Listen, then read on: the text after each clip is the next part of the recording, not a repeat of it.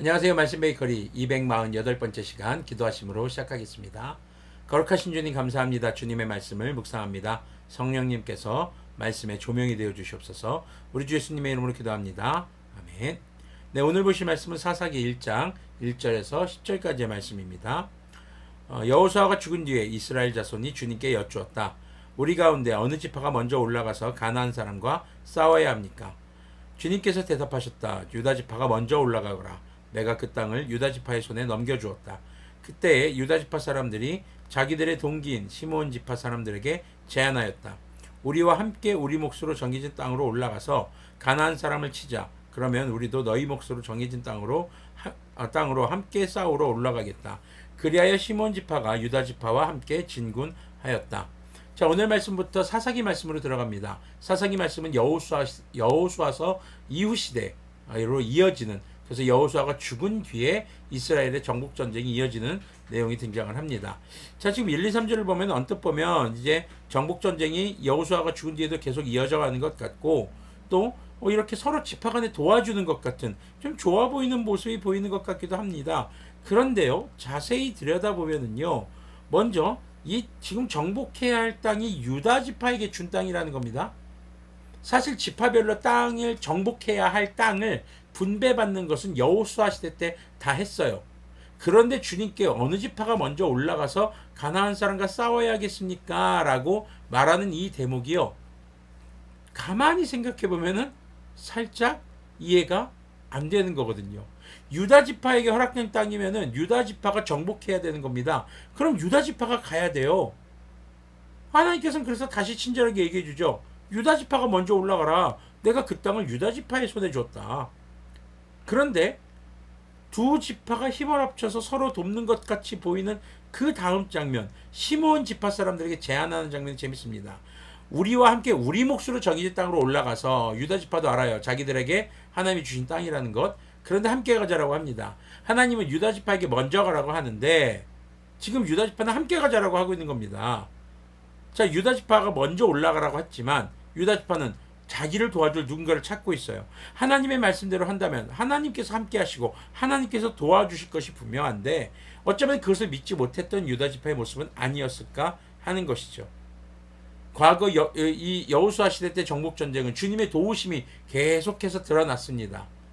그런데 지금 유다 지파는 주님의 도움으로 전쟁에서 이기게 되는 것을 드러내지 못하는, 시몬과 힘을 합쳤다라는 그런 결과를 낳게 되는 우려가 나올 수 있는 것이죠. 그래서 언뜻 보면은 굉장히 서로 돕는 모습 같기도 하지만, 가만히 자세히 또 여호수아서의 연속선상에 있는 사사기의 말씀으로 본다면 지금 유다 지파가 리더십으로서의 그런 위치를 많이 상실해 가고 있는 모습이 보여집니다. 자, 4절부터 계속 보도록 하겠습니다. 유다 지파가 싸우러 갔을 때 주님께서 가나안 사람과 브리스 사람을 그들의 손에 넘겨주셨으므로 그들은 베색에서 10,000명이나 무찔렀다. 그곳 베색에서 그들은 아도니 베색을 만나서 그와 싸워 가나안 사람과 브리스 사람을 무찔렀다. 그들은 도망치는 아도니 베색을 뒤쫓아가서 사로잡아 그의 엄지손가락과 엄지발가락을 잘라버렸다. 그러자 아도니 베색은 내가 70명이나 되는 왕들의 엄지손가락과 엄지발가락을 잘라내고 나의 식탁 밑에서 부스러기를 주어서 먹게 하였더니 하나님이 내가 한 그대로 나에게 갚으시는구나 하고 탄식하였다. 그는 예루살렘으로 끌려가서 거기에서 죽었다. 자, 하나님은요, 베색을 점령하게 합니다. 자, 그리고 악행을 일삼았던 70명의 왕의 엄지손가락과 엄지발가락을 잘라버렸던 아도니 베색을 어떻게 보면 심판하신 장면이 나오죠. 그런데 여기서 한번 또 생각해 볼 게 있습니다. 아도니 베색의 엄지손가락과 발가락을 자른 것이 하나님의 뜻이었을까요?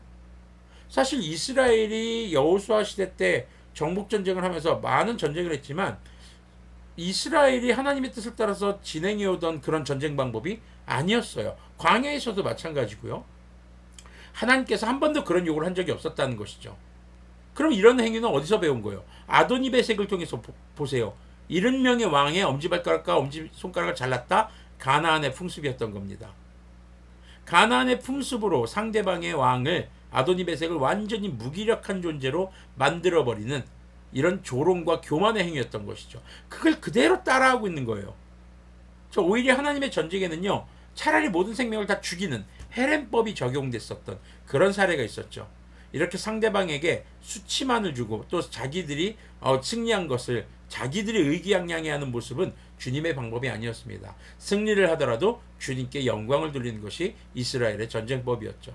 지금 그러니까 사사기에 접어들면서 이스라엘은 정복 전쟁에 있어서 하나님의 뜻보다 자신들이 가나안에서 보고 들은 그런 것들을 토대로 자신의 생각을 따라 행동하기 시작하는 그런 내용이 등장하는 것입니다.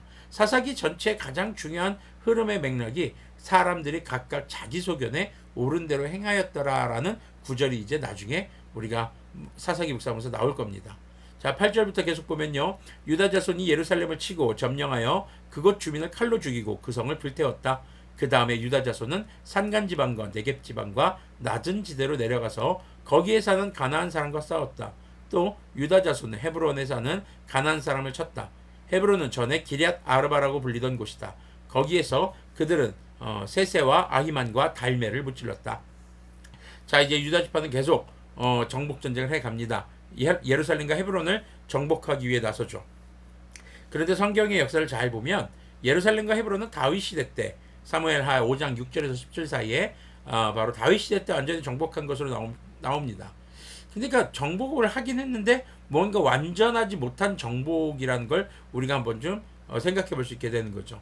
자, 그래서 유다 지파의 정복에 과연 어떤 일이 있었는지 우리가 내일 말씀을 통해서 또 묵상을 함께 나누도록 하겠습니다. 지금 이 이스라엘 지파가 여호수아가 죽고 나서 사사 시대로 접어들면서 지금 정복 전쟁에 뭐가 생겼냐? 틈새가 생겼어요.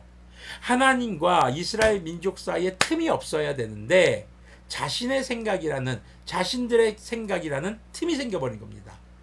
그래서 주기도문에서도요, 우리를 시험에 들게 하지 마시옵고라는 구절이 있습니다. 이게 원어적인 해석을 보면 하나님과 나 사이에 틈이 없게 해주십시오. 이건 뭐예요? 하나님과 내가 밀접되게 해주십시오.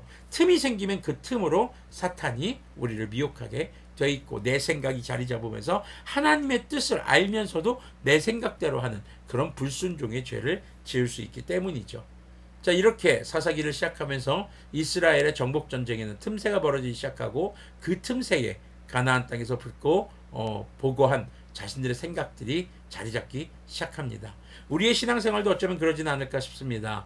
처음 예수님을 믿고 우리의 한참 주님의 말씀대로 살려고 노력했고 정말 뜨거운 신앙일 때와 이제 점점 시간이 지나면서 사회생활을 하고 우리가 삶의 환경에서 점점 세상적인 생각들이 내게로 들어와서 하나님의 말씀과 뜻이 무엇인지 알지만 내 생각을 통해서 점점 하나님과 나 사이에 틈이 생기는 것은 아닐까. 우리는 그 틈새를 경계해야 할 것입니다. 그 틈새를 타고 사탄은 우리를 유혹할 것이기 때문입니다. 기도하겠습니다. 거룩하신 주님 감사합니다. 주님의 말씀을 묵상합니다. 주님, 우리가 주님과의 틈이 벌어지지 않도록 도와주시옵소서. 우리의 생각이 아무리 세상에 많은 지혜롭다고 불리는 사람들의 생각을 참고했을지라도 결코 하나님의 지혜에 미치지 못하는 것을 기억하게 해주시고 늘 주님의 말씀 앞에 겸손하게 주님의 뜻에 순종하는 주님의 거룩한 자녀들 되도록 긍휼을 베풀어 주시옵소서. 우리 주 예수님의 이름으로 기도합니다. 아멘. 네, 오늘도 주님과 여러분들 사이에 틈새 없이 혹 틈새가 생겼다면 빨리 주님의 말씀과 순종으로 메꿔 가시는 그런 우리들이 되기를 소망합니다.